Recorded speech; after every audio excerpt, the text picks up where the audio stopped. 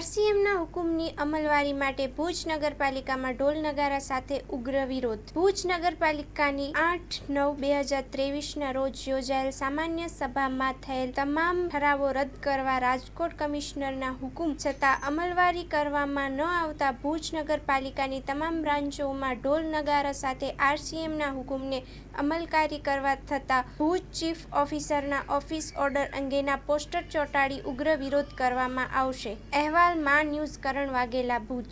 જો આરસીએમના નિયમને નહીં, એ નગરપાલિકાનું વાંક નથી. અહીંયા કને એક ચીફ ઓફિસર હતા જીગર જીવણજીભાઈ પટેલ. એ નગરપાલિકા નહીં પણ એમના પિતાજીની પેઢી ચલાવતા હોય એવી રીતના અહીંયા વર્તન કરતા અને મન ફાવે એવા નિયમોને ઉપરવટ જઈ અને કામ કરતા.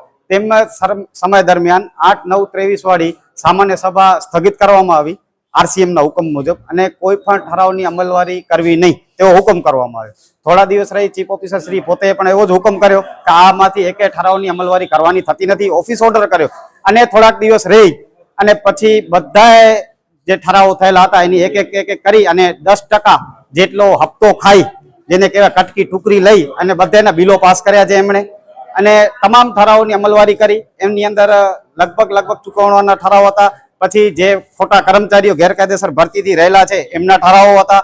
પછી અમુક અંદર જે નગરપાલિકાની શાખાઓ છે એમાંથી ઘણા અલગ કર્મચારીઓ છે જે ગેરકાયદેસર ભરતીથી છે એ લોકો હતા. 20 લાખ રૂપિયા જેવું એક ટેન્ડર કંપની છે ભુજની, એને કોવિડ ટાઈમે નુકસાન ગયેલો એટલે એ બિચારી ઉપર રહેમ કરી દયા ખાઈ અને ભુજ નગરપાલિકાએ 20 લાખ રૂપિયા જેવી માતબર રકમ એને માફ કરી. એટલે એ એક ઠરાવ હતો. એટલે એવા તમામ ચૂકવણા જે ખોટી રીતના કરવામાં આવ્યા છે એ તમામ ચૂકવણા આજે અમે ચીફ ઓફિસર સાહેબ જે જીએસ છે ડેપ્યુટી કલેક્ટર યાદવ સાહેબને અમે રજૂઆત કરવા આવ્યા હતા કે આવા થયેલ તમામ ચૂકવણાની વસૂલાત કરો અને એની ઉપર 18% વ્યાજ સહિતની વસૂલાત થવી જોઈએ.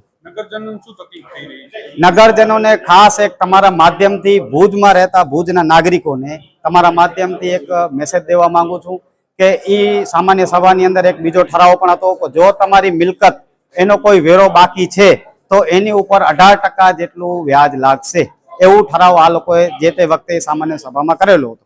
પણ એ સામાન્ય સભા હાલ સ્થગિત છે અને મને એવી જાણકારી મળી છે કે એ લોકોએ જેટલા લોકોના જે લેણા બાકી હતા એની ઉપર 18% જેટલી રકમ વસૂલી લીધી છે વ્યાજની. જો તમારા કનેથી આવી રીતના ખોટી રીતના વસૂલાત થઈ છે તો તમે આવી અને અહીંયાથી રિફંડ પણ લઈ શકો છો અથવા અમારો સંપર્ક કરી શકો છો. આવી કોઈ પણ જાતના વ્યાજ એ લોકોને અત્યારે હાલમાં ચૂકવવાના થતા નથી, કેમ કે આખો ઠરાવ જયારે આરસીએમ સાહેબ રદ કરતા હોય અને એ લોકો આપણને મૂર્ખ બનાવી અને આવા રૂપિયાની વસૂલાત કરતા હોય તો એ ચલાવી લેવામાં આવશે નહીં. અત્યારે ભુજ નગરપાલિકા ઉપર આપણે જોઈએ તો અદ્યતન 44 કરોડ રૂપિયા જેટલું લાઇટ બિલ બાકી છે જે ભરવા માટે આપણી કને પૈસા નથી અને આવા ખોટા ચૂકવણા કરવા માટે બેફામ ચીફ ઓફિસર ચૂકવણા કરતા હોય ત્યારે અમે કહીએ છીએ કે આવા ચૂકવણાઓ બધા વસૂલાત કરી અને લાઇટ બિલ ભરો જેનાથી નગરપાલિકા ઉપર આવા બોજા ઓછા થાય.